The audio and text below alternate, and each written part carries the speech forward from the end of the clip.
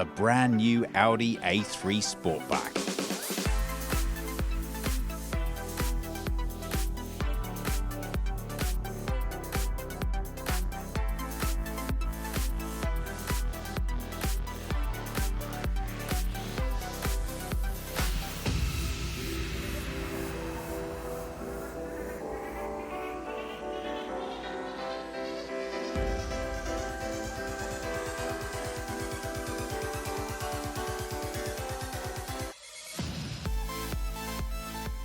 £1.82 or 6 feet in width. There is a lot to talk about in the new front of the A3.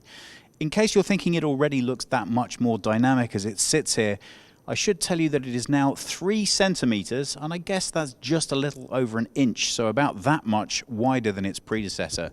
And you can already see right from the first glance how that relates to the design language. Now, there are 3 exterior trim levels available for this car. That's the base, the advanced, and the S-line. What you're looking at here is the advanced trim level.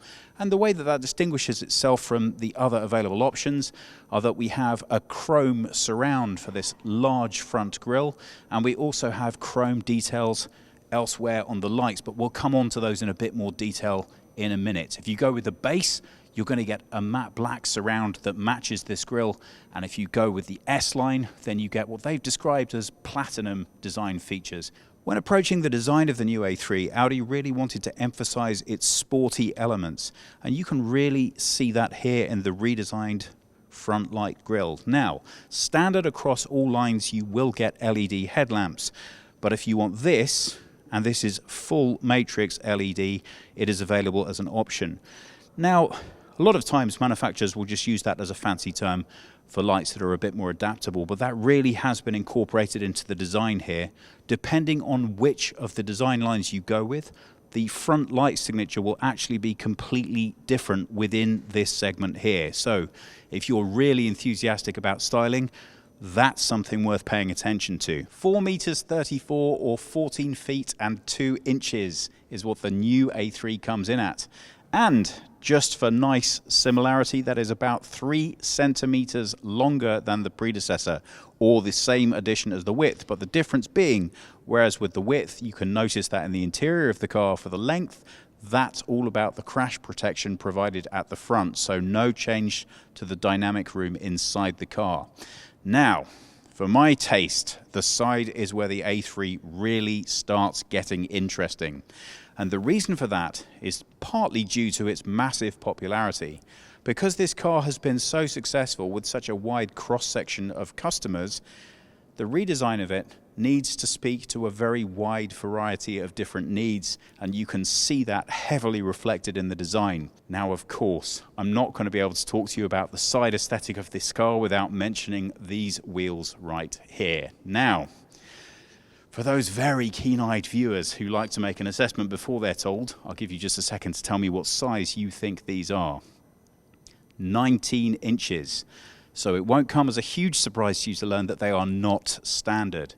Standardly, if you go with the base model or the advanced line for exterior, you're going to be getting 16-inch wheels. If you go to the S line, that's 17-inch. But these 19 inches, well, they are provided by Audi Sport. And they are going to cost you an extra €3,000. So, if you like them, you're going to need to pay. Let's talk about the rear of the new A3. Well, here again, we have to talk about the difference of options that are available on the back of this car. If you're going with the base model, you're going to notice that mostly in the lower part here. And this will just be a matte black finish. This is the advanced trim level. So here we have this chrome effect. If you go up to the S line, you will get a custom air diffuser on the back and more of that platinum, so really dark matte chrome effect at the bottom. Other than that, everything's going to look pretty familiar. And I have to say, if I had to sum up the back of this car, I'm going to go with very clean. Well, there we are. At market launch, you can have your choice of 3 different engines. What you're currently looking at is the 1.5-litre TFSI producing 150 horsepower, and that's been combined with a 6-speed manual gearbox. You can also pick from one of 2 2-litre TDI engines, producing either 116 or 150 horsepower. The least powerful of those comes with the 6-speed manual, and the most powerful comes with a 7-speed S-tronic gearbox. But 2 weeks after launch or thereabouts, you should also be able to get a 3-cylinder 1-litre TFSI producing 110 horsepower, or, and this is the exciting one, a 1.5-litre TFSI. We already talked about that, but this time combined as a mild hybrid with a 48-volt system and a 7-speed S-tronic gearbox. Let's take a closer look in the boot. Well, if you remember me mentioning from earlier, the additional 3 centimeters in length has all been absorbed within the crash protection at the front. So what you're looking at is 380 litres of load space, which is exactly the same number that the previous A3 had. As you can see, we've got a drop floor here that allows you either an extra bit of discrete storage or just a little bit more room to fit your slightly larger items in the back. That comes in pretty handy, and then when you want to load it, you can reduce the amount of entry level to get your things in.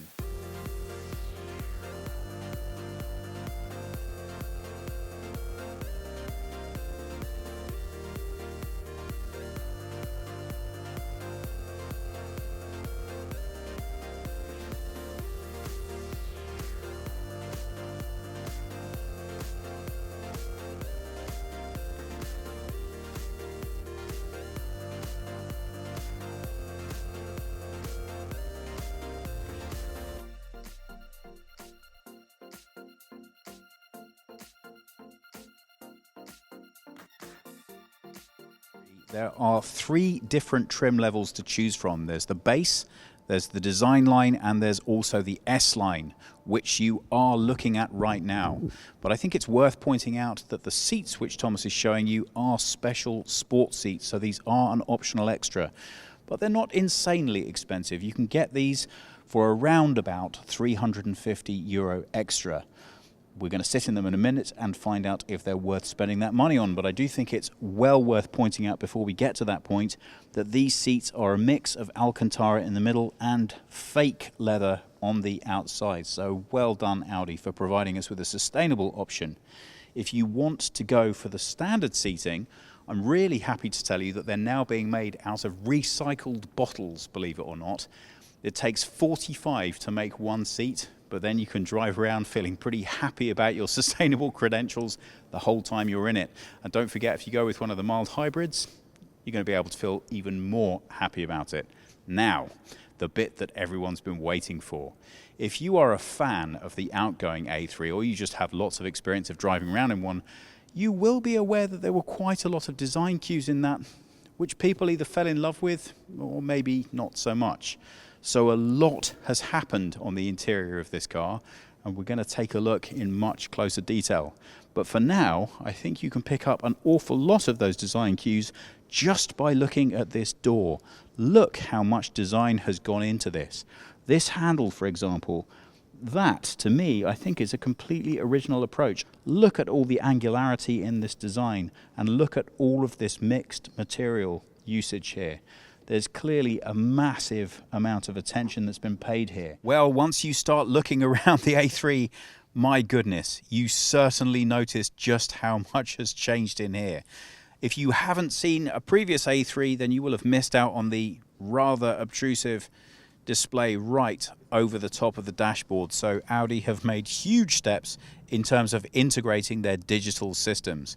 As you can see, there is now a digital cockpit built straight into here, and then matching that, a digital infotainment system. Now this is 10.1 inches from side to side, and that comes as standard right throughout every single model that you can buy on the market. This is the largest that's available, and it's 12.3 inches, but if you want to go with a smaller one, they do go down to around about 10 inches in diameter. So there is a little bit of variation here, but it shouldn't interfere with what you see in terms of the design aesthetic. Everything is much more subtle and integrated than the previous car. I think there's been a huge amount of design attention paid here to making sure that whilst you still have these very distinctive stylistic features to tell you that the car has its own unique qualities, everything is much more conservative, putting your focus and attention where you want it to be, and that obviously is right on the road in front. Now, this car in particular is loaded with optional extras, so as you can see, or you may be able to see, you can now get a head-up display baked in as well, but that is not standard. That's an option if you want to go for it.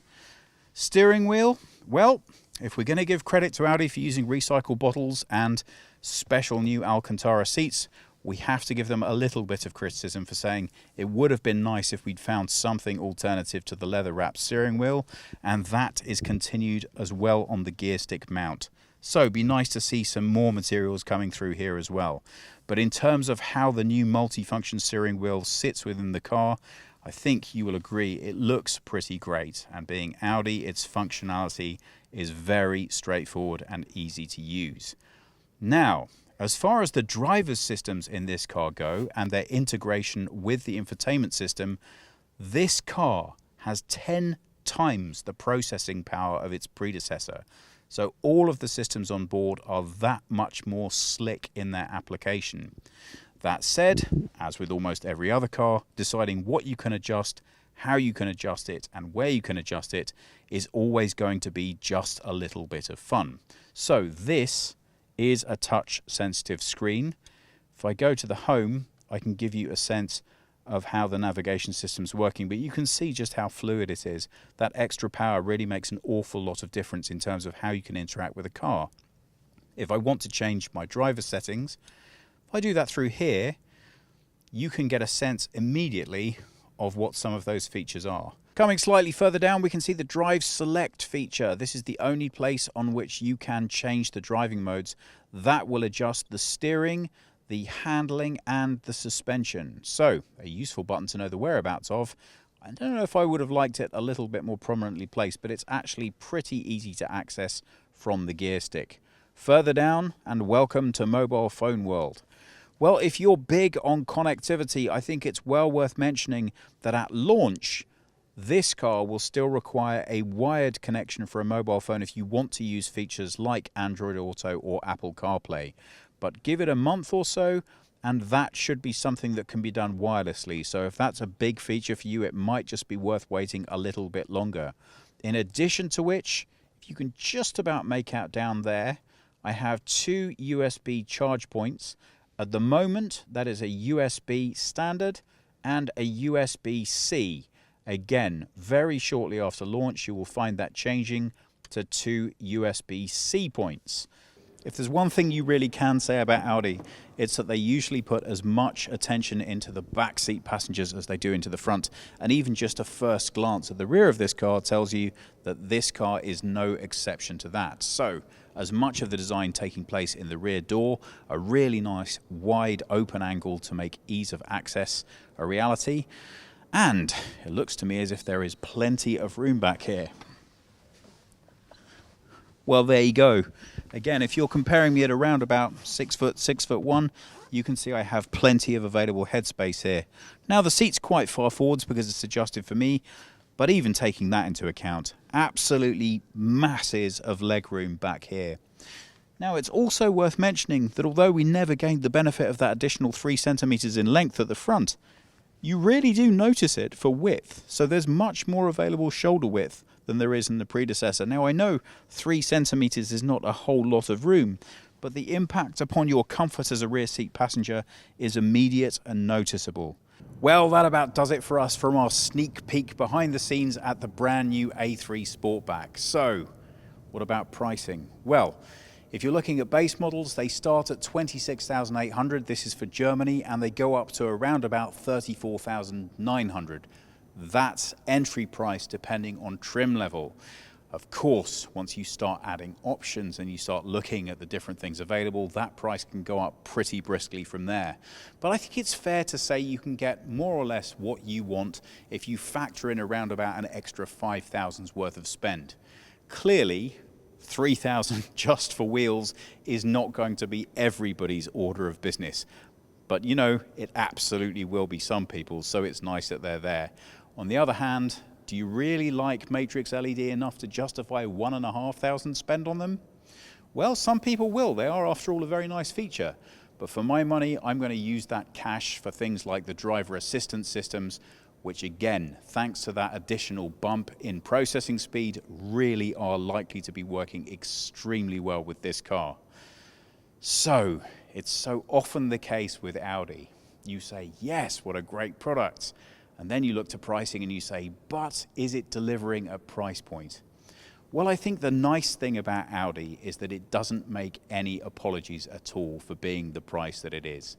That's not to say that it isn't very important to Audi to represent strong value for money, but it is to say that they are very keen to present the cars that they want. And they cost what they cost. So if you're making a very price-conscious purchasing decision, Audi may not necessarily be the first pick for you. But if you want a car that represents exactly what you want, you will be able to find it within the configurator at Audi. For my taste, I think this car represents a huge step forward stylistically over the predecessor. I love the interior redesign. It's much more in keeping with what I expect from an Audi, and the exterior promises all kinds of driving fun to be had. Of course, we're going to have to wait just a little bit longer to find out how well it delivers on those promises. But if what we've seen so far is anything to go by, then I'm more than a bit excited to find out. Guys, if you have any comments or questions, please pop them below. Thank you so much for watching, and we hope we'll see you all again soon.